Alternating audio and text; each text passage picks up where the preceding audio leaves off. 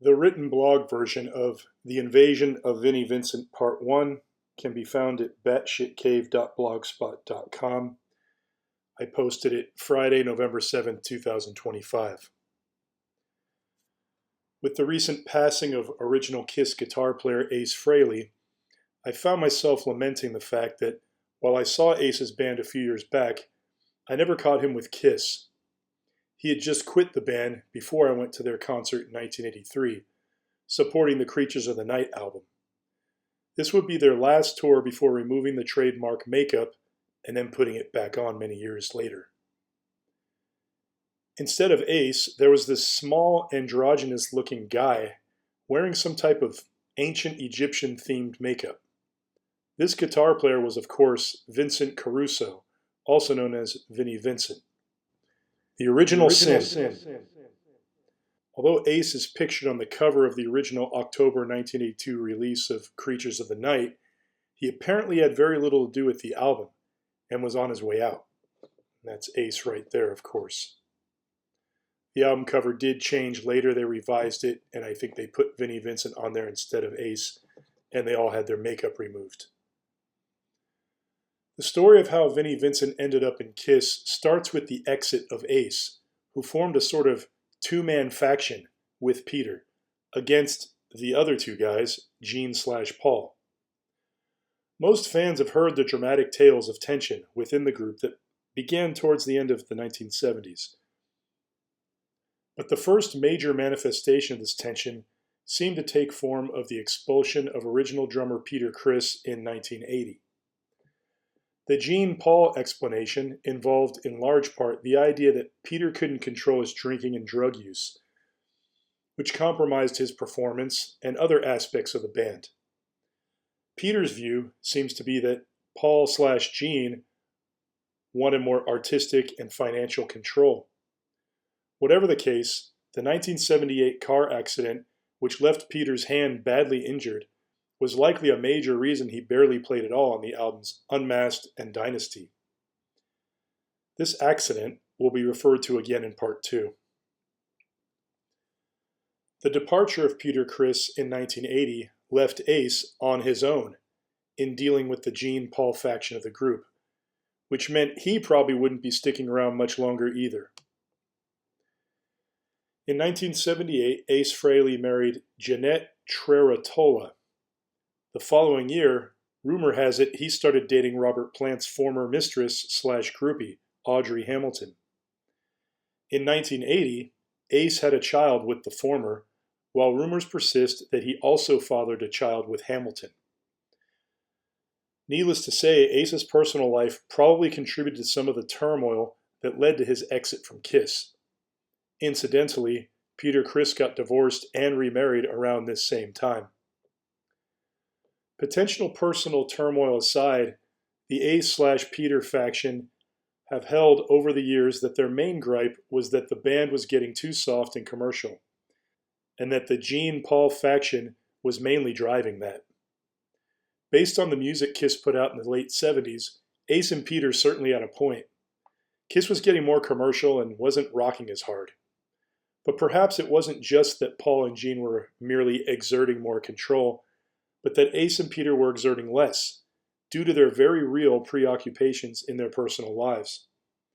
Gene would follow suit in a way when he later started getting sidetracked during his failed attempt to make it in the film business. That was mainly in the 80s. Before leaving the group, we are told Ace declined a $15 million contract offer with Kiss in 1982, opting instead to quit and accept a share of the band's profits until 1985. While it's hard to believe things got so bad for Ace in the group that he'd turn down a $15 million contract, especially given his situation with the ladies in his life and the babies, 3 straight years of income for doing basically nothing wasn't too bad of a severance package.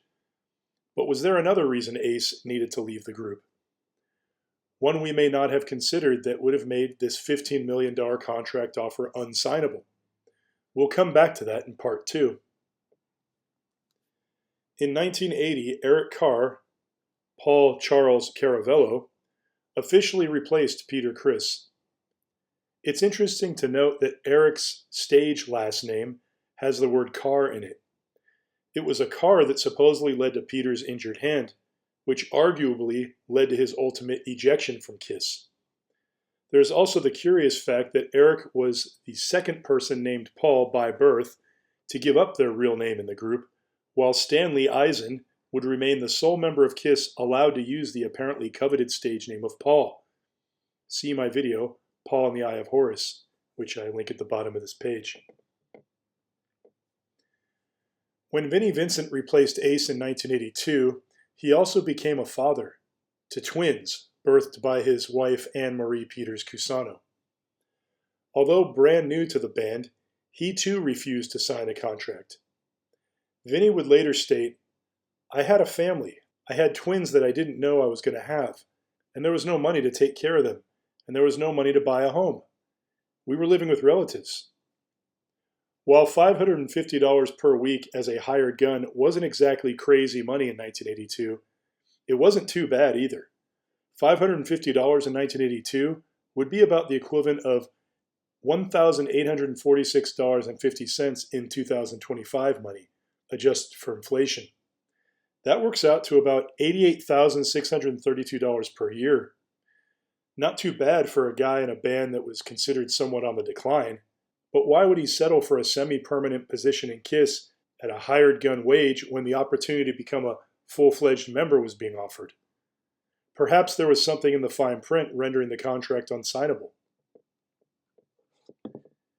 And here's a screenshot from VinnieVincent.com showing one of the guitars he has for sale. In the same year Vinnie Vincent joined KISS, Randy Rhoads died. Randy was known for playing signature Jackson Rhoads V-style guitars, the first of which was named the Original Sin. Randy nicknamed this guitar Concorde, which is a type of supersonic aircraft. Ironically, Rhoads would allegedly be killed in an aircraft accident. There were a couple prototypes made for Randy, which he never got a chance to properly evaluate. These would become the first Jackson guitars offered to the public. Vinnie Vincent was the first professional guitarist to be offered an early Randy Rhoads guitar by Jackson after Rhoads' death, which he used on the KISS Creatures of the Night and Lick It Up tours from 1982 until 1984. This created an interesting continuity between Randy and Vinnie Vincent, which we will contemplate further later. Following his departure from KISS in mid-1984, Vincent used the money he made from his tenure in the band to take a long vacation, traveling the world for a full year and visiting places like Tahiti, Philippines, Mozambique, India, and Europe, including a visit to the small town of Mora in Dalarna, Sweden. I'm wondering where his wife and twins were at this time. Was he paying alimony? It seems his concerns about money and not getting enough through his contractual offers didn't prevent plenty of it from ending up in his pocket, which was promptly blown on what appears to be an insanely expensive trip. And what was he doing all that time in all those places? Here's a picture of the Vinnie Vincent invasion with future members of Slaughter. The story behind the Vinnie Vincent invasion's rapid rise and fall is rather involved and convoluted, but overall it seems to encapsulate the unfortunate stereotypes typically attributed to Vincent. The band was handed a major record deal by Chrysalis, played all over MTV, toured, sold quite a few albums, then began to self-destruct due to Vinnie's apparent fallout with the record label. As a result, in 1988, Chrysalis Records took the $4 million contract away from Vinnie Vincent for exceeding his credit line with the label and transferred the contract to former members Slaughter and Strum. This guy here is Mark Slaughter, that's his name, and he formed the band Slaughter. And they went on to form Slaughter the Band, who ended up selling millions of albums in the 90s. Other than filing for bankruptcy in 1989, Vinnie seemed to keep a pretty low profile until 1992, when he was asked by KISS to participate in the recording of their album Revenge. This was quickly followed by another fallout between the two camps, with Gene Simmons basically stating that Vinnie went right back to his old tricks. Gene has been quoted stating that Vinnie Vincent attempted to sue the band at least 14 times, losing 100% of the cases. A tragedy full of mystery. Vinnie Vincent with his first wife, Anne-Marie Peters Cusano, with whom he had twin daughters, is pictured here. And here is Anne-Marie with Vinnie's two kids. And here's Vinnie Vincent and his second wife, Diane Kiro, circa 1996 at a expo or convention, I believe, KISS convention. It's not real clear what went on between Vinnie Vincent and his first wife, Anne-Marie, other than the fact they had twin daughters together. Clearly, they had broken up by 1995 when he met his second wife, Diane Kiro, at a KISS convention in Chicago. According to a fan commenting on YouTube, Vincent had begun promoting an infamous box set at this same event, for which he was charging $120 to pre-order. According to www.nashvillescene.com, fans who purchased the package have instead received letter upon letter from Metal Luna, that's Vinnie Vincent's own label, I guess, espousing myriad production excuses for not delivering the product, that is. Yet while Metal Luna had a no refund policy, the letters did offer other opportunities to purchase Vinnie Vincent keepsakes like signed guitar catalogs for $150 or his personal favorite guitar pick from the Creatures tour for $1,000. To this day, this box set has never seen the light of day. Whatever Vinnie does have is currently being sold at outrageous prices on his personal webpage as of the day I type this. Here's Ace picture with Diane Kiro and a guy named Gordon, circa 1992. Interestingly, Diane Kiro was Ace Frehley's girlfriend for a couple years back in the 1970s and possibly later. This looks like it might have been 1992, and they look like they're having a good time, don't they? Vincent and Kiro were married in 1996, the year after they'd met at the aforementioned KISS convention. Vinnie Vincent also released a new recording at this time, which was an EP entitled Euphoria, simply under the name Vinnie Vincent. It was recorded in the early 1990s with Vincent on guitar and bass, former Vinnie Vincent Invasion vocalist Robert Fleischman, who was also formerly of Journey, and drummer Andre LaBelle. These sessions were paid for by Enigma Records, who were to release the full record, but Vincent ended up dissatisfied with the final product. For reasons unknown, Vinnie Vincent overdubbed LaBelle's drums with a drum machine before releasing it himself. February 15, 2003. In December, a jury convicted Gregory MacArthur, pictured here, of felony murder, manslaughter, larceny, and kidnapping in Anne-Marie Cusano's death. We're not sure how long Vinnie Vincent was with his first wife, Anne-Marie Peters Cusano, but they did have twins right about the time he joined KISS in 1982. Anne-Marie went missing on January 2, 1998. Although it's never explicitly stated anywhere that I could find, we assume the twins stayed with her in Shelton, Connecticut, while Vinnie resided in Tennessee. There are multiple versions of this story, but court records and mainstream news reports generally say this. The twins, who were 15 at the time, were staying with friends, while Anne-Marie, who kept her ex-husband's last name, went out to meet a client at 550 Prospect Avenue in Hartford. Although she seemed to have a pretty good day job at Executone, she was some sort of call girl by night, a job which she apparently began just a few months prior to make some extra cash. We're told her kids knew about it, but few others did. Note, this was 1998. Not everyone had cell phones yet. In fact, one news article states that Anne-Marie did not respond to her beeper when her kids called it. Nobody has beepers anymore because cell phones rendered them obsolete. So it is important to remember that anytime calls are made in this story, we're most likely talking about landlines, not cell phones. Beepers and pagers cannot make calls. They can only receive beeps or pages. Anne-Marie went to go meet a client around 11 p.m. She left all her lights on, left the radio on, left behind a half-empty glass of wine, her purse, and generally indicated she'd only gone out to run a quick errand. At least, that was the impression her brother-in-law, Richard Chaco, had when he went to check on the apartment the following morning. How he knew she only had $15 cash in her wallet when she left is never explained, but he is quoted as stating as much in news reports. Some reports even stated that the wallet was left behind along with her purse. Anne-Marie arrived at the client's 550 Prospect Avenue unit, which was inside a boarding house, at about 1 a.m. It's never explained why it took her 2 hours to arrive, despite Hartford only being about 55 minutes from her home. But her client, Gregory MacArthur, was covered in blood when she arrived.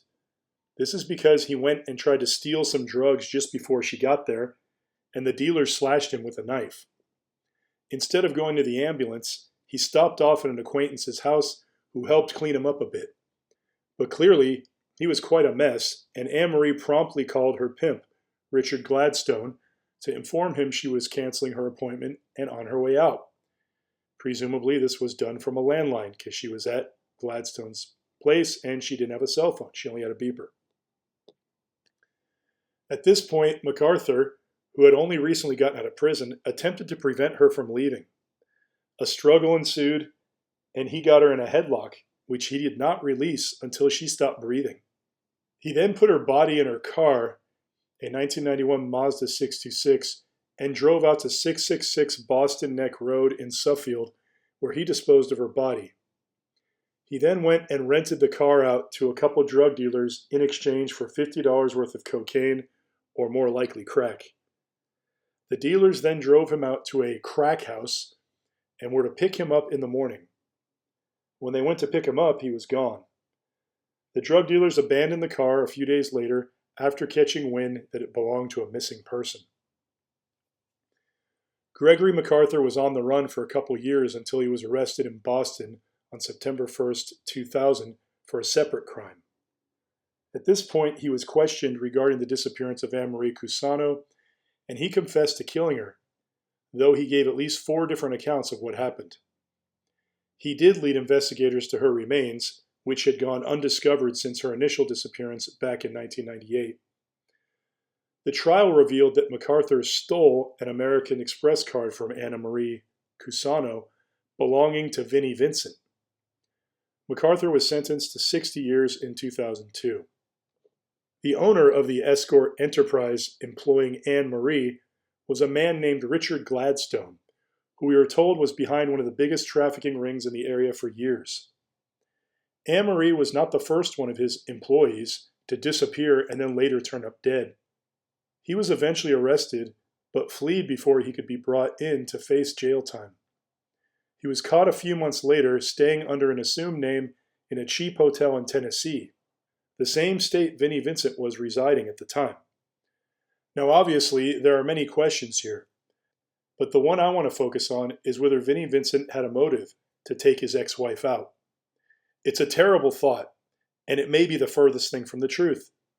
But when it comes to motive, he likely had a pretty strong one: to get out of alimony payments. And here are some pictures of Vinnie Vincent at some event. I think it was 2018 or so. He's wearing makeup. He's got this pantsuit. A lot of people have commented on his bizarre appearance. That it wouldn't be as bizarre if he talked about it, but he just sort of doesn't talk about it and leaves it kind of up to people to just wonder what's going on with him. Vinnie Vincent is notorious for claiming everyone is trying to rip him off while constantly trying to rip everyone else off around him.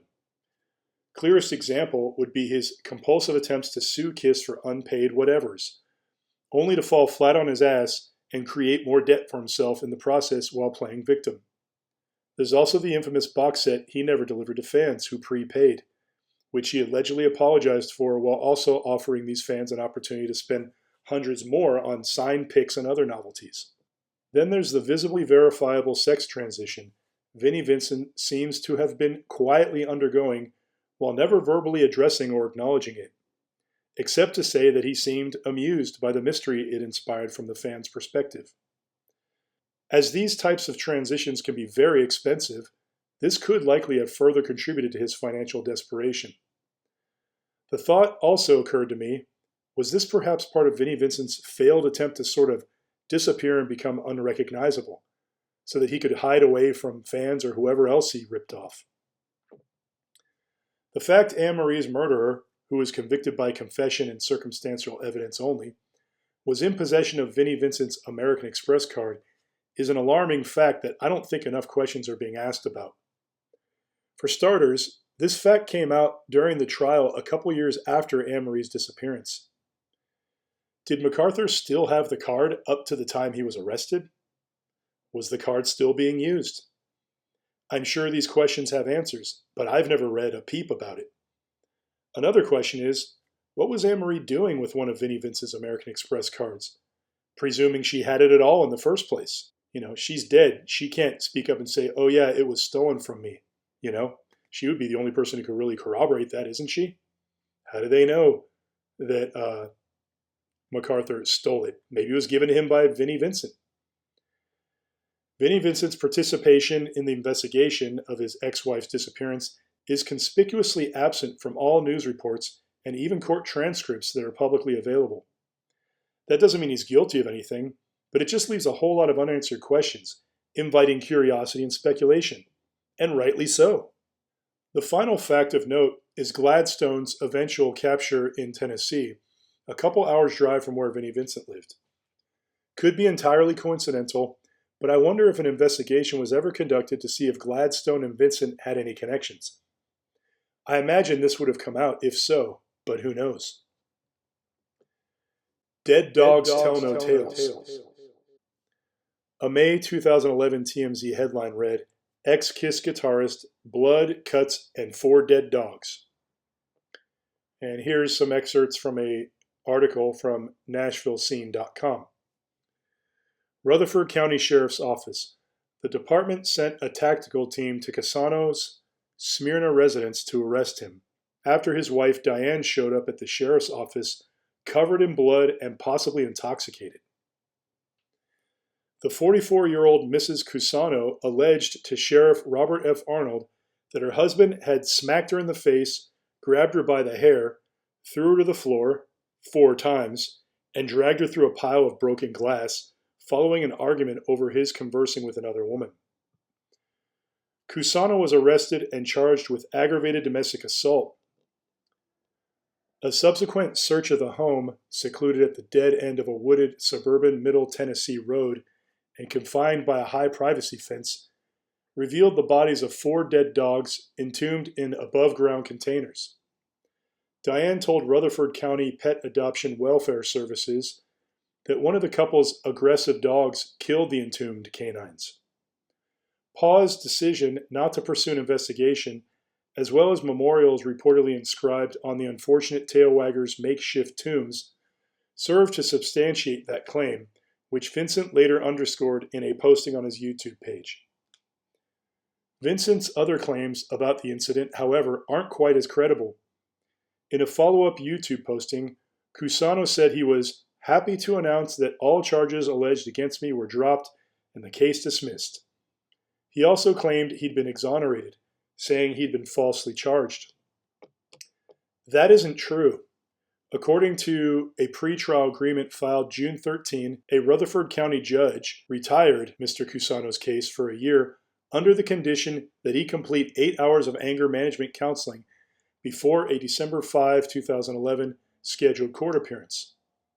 According to the agreement, Cusano can eventually petition the court to have the case dismissed. About 3 years later, in January 2014, Rolling Stone reported that Vinnie Vincent's wife, Diane Cusano, passed away due to conditions stemming from chronic alcoholism. She was 47 years old. There is very little information about this online, but it certainly feeds speculation that something is very wrong with Vinnie Vincent. Sure, bad things happen to all of us, but 2 dead wives? Reap J Lam.